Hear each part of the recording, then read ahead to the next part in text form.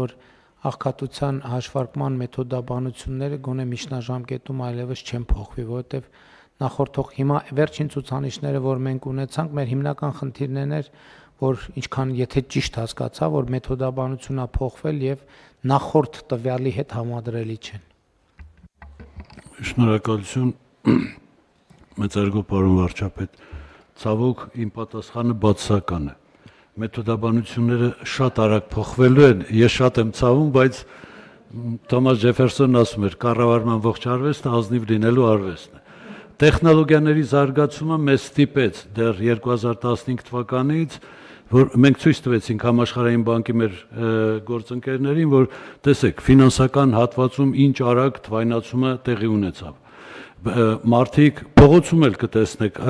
սմարթֆոններով, բայց այնուամենայնիվ գուցե մենք համադրելիության ինչ-որ բանաձևեր ունենանք, որովհետև այդ դեպքում մեզ համար դժվար է, մենք դինամիկան չենք տեսնում։ Համաձայն եմ, պարոն վարչապետ, համաձայն եմ, բայց եթե թույլ կտաք կարևոր մի քանի թվեր հնչեցնեմ։ Պարոն Թորոսյանը որ հնչեցրեց, որովհետև դա հենց քաղաքականության հետ կապված ցուցանիշն է։ Վիճակագրությունը հեռու է քաղաքականությունից,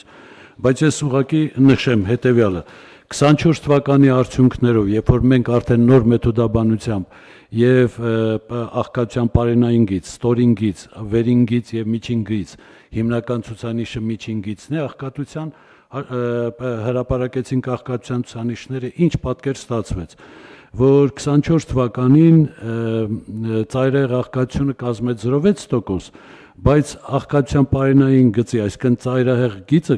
կազմել էր փաստացի սպառման մեր մասնավոր տնային տեսությունների 29196 դրամ։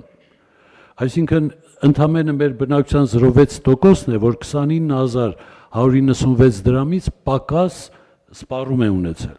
Հաջորդը աղքատության ստորին գիծը, որը ոչ միայն պարենայինն է, այլ նաև ծառայությունների նվազագույն կազմը։ Այստեղ ամսական սպառումը կազմեց 42680 դրամ, իսկ աղքատությունը ստորին գծի կազմեց 8.3%։ Այսինքն մեր բնակչության ընդամենը 8.3%-ն է, որ աղքատության ստորին գիծը չի կարողանում իր սպառմամբ ապահովել։ Վերին գիծը արդեն թանկ բարձր ծառայություններն են, ինտերնետ,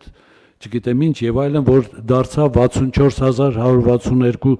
դրամ, եւս դրա ստացվեց վերին գիծով աղքատությունը 42%։ Դրամ այլ միջին գիծն է ընդունված 53420 եւ 21.7%։ Տեխնոլոգիաները ստիպում են, որ թանկարժեք ծառայությունները ոչ միայն այդ բնակավարում, նաև առողջապահության բնակավարում արդեն այնպիսի առաջընթաց ունենք, այնպիսի վիրահատություններ են անում, որոնք որ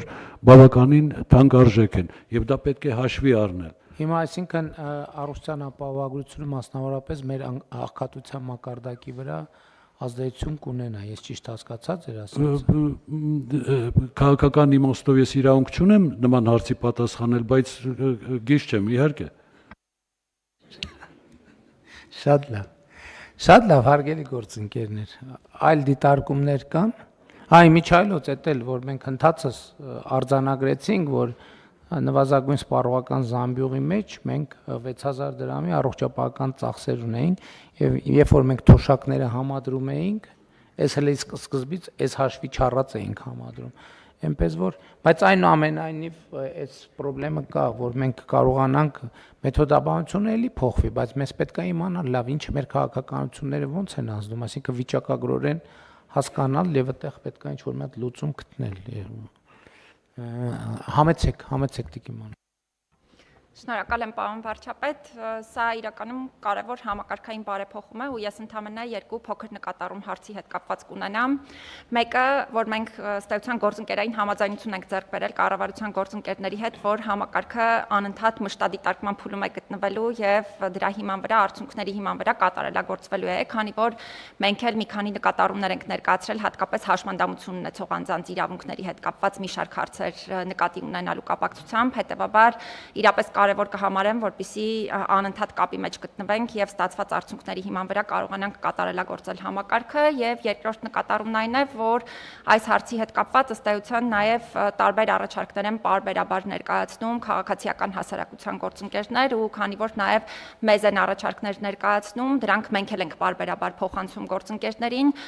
կարևոր կլինի, որպեսզի հետագա այս բարեփոխումների ընթացքում նաեւ հենց քաղաքացիական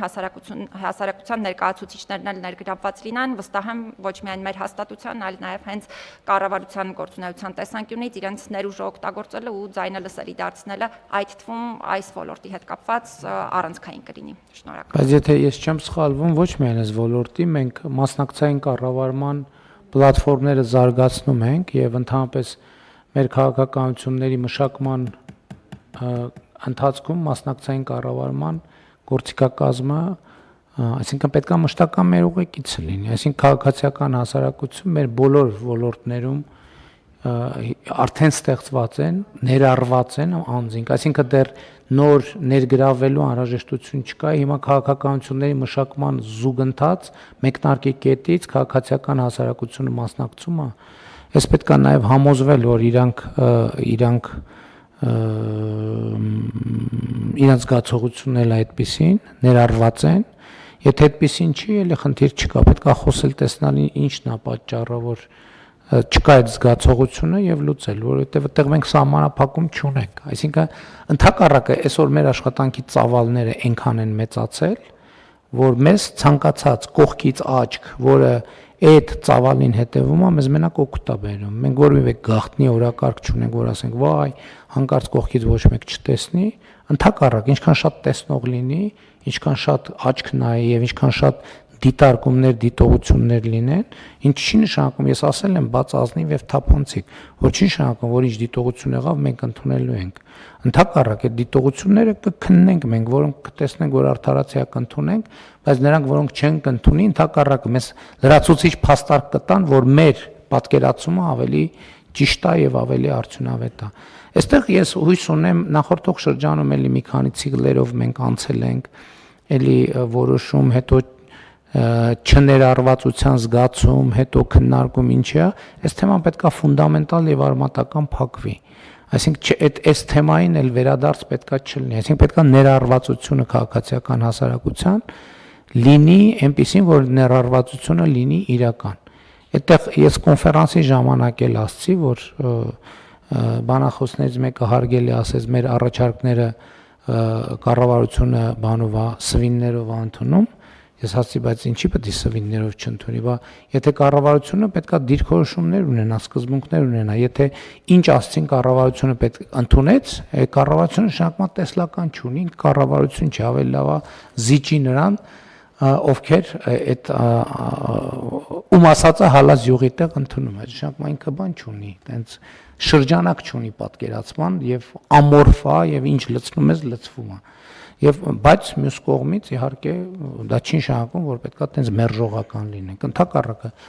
հենց բանավեճը է դա, որ մշտական բանավեճի տեղ ոչ թե ամբիոններում էլ իհարկե, բայց հեն բուն բանավեճը տեղ պետքա տեղ ունենա քաղաքականությունների մշակման մեջ եւ ճշմարտությունը այդ բանավեճերի մեջ պետքա ծնվի, այնպես որ այս ֆունդամենտալ լուծում պետք է լինի։ Ես շատ վատ կզգամ, եթե ապագա ինչ-որ մի կետում պարզվի, որ մենք այս թեմայով դեռ քննարկելու բան ունենք եւ կառավարության անդամներին խնդրում եմ այս ուղերձի գիտություն ընդունել։ Համեցեք։ Կարճ արձագանք եմ, պարոն վարչապետ, միանշանակ համաձայն եմ Տիկին Մանասյանի հետ, եւ մենք լավ աշխատում ենք թե մարդու իրավունքների պաշտպանի հետ եւ թե հասարակական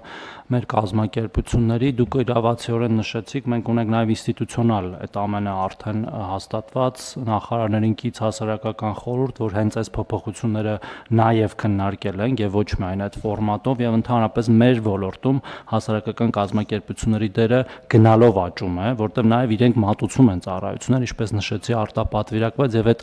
հետադարձ բան մեխանիզմը հետադարձ լսելու ամենօրյա է նույնիսկ եւ մենք նույնպես խրախուսում ենք, որ մեզ հնարավորինս շատ ասեն, թե ինչ են տեսնում դաշտում եւ մենք այդ ամեն ինչը միանշանակ հաշվի ենք առել եւ առնելու ենք։ Շնորհակալություն։ Կարևոր է նաեւ, որ այդ խորհուրդները իրանք ապրող մարմիններ լինեն, ապրող, այսինքն կենթանի մարմիններ լինեն, որովհետեւ եղել է այլ այնպես որ նայենք միշտ էլ եղել են խորհուրդները, բայց կարող է տարիներով նիշ չեն արել կամ արել են Ինչ խնդրեմ համեցեք։ Տերը ուղիղ հեռարձակվում են, պարոն վարչապետ։ Գմեք ու մեջ։ Համեցեք։ Պարոն վարչապետ, հենց այդ նպատակով նաև աշխատակազմի վարչությունը